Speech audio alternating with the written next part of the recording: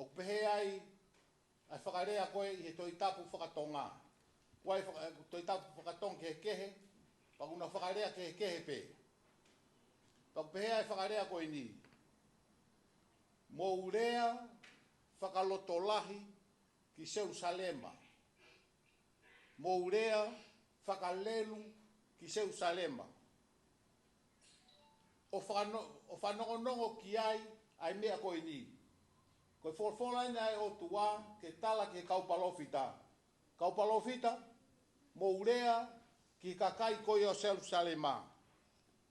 Ka koe rea ni koe na talange he o tua, whorwhoranga e o tua ki he kaupalofita. Mo tala ki kakai koe o Jerusalema, kua osi ho nau whatongia. Kua osi ho nau whatongia. Ko mea e te mo tala koe ke kakai o Jerusalema. Kua osi ho mo whatongia.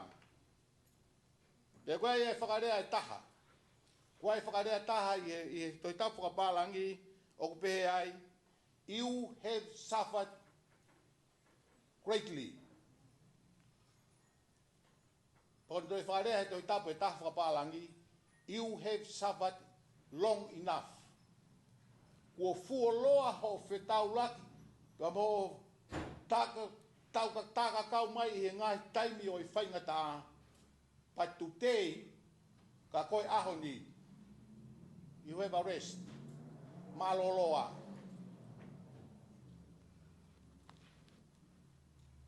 Tell them their hard service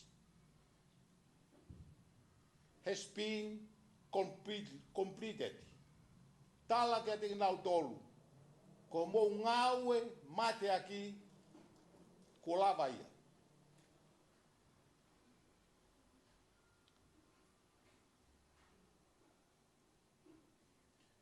Ko leson ko ini. Mahalo pe te uto ya kapaha taimi amu yange.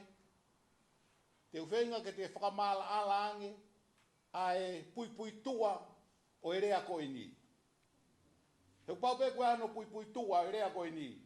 Ai tala ko ini he otua ki he kau palofita mo o tala. Ke kau Jerusalema.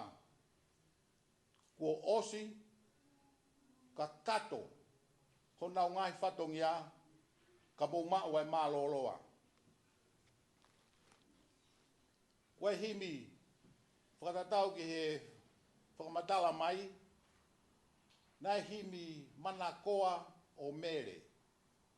Pako taha ine ngai himi, ko himi whanoa hiwa. Te tau hiwa i he vesi ula, i he vesi, i ngai vesi o he whanoa hiwa.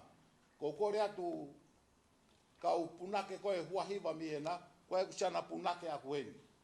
Ko selu, tene hanga hua atu ai hiwa. Paku sai foke ene hua hiwa, peko ku kama tupe, ku aa, o sio malere me ka te au ke tonu ene hiwa. Ko mou tolu i ka pate mou hiwa lea ua motoke ke sira au le atu ka mou tolu. Tuku peke ku whaka lea peke sana koe ni. Whano hiwa, ko himi manako ia mere whakatatau